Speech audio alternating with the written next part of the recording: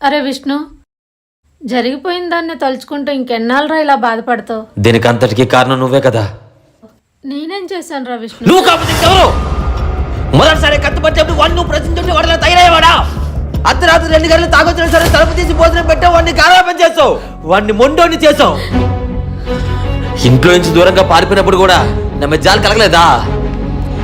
నేను నీ కడుపులోనే కదా పుట్టాను. వాడంటే ఎందుకు కదా ప్రేమ? ఓ, నిన్నెవడేమనంటే కొడతాడనా?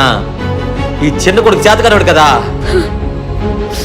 ఏ, నీ పెద్ద కొడుకు ఎలా పోయినా సరే నేను బాగా చదువుకుని మిమ్మల్ని మంచిగా చూసుకుందాం అనుకున్నానే, కానీ మీరు నా కోసం ఏం చేశారు?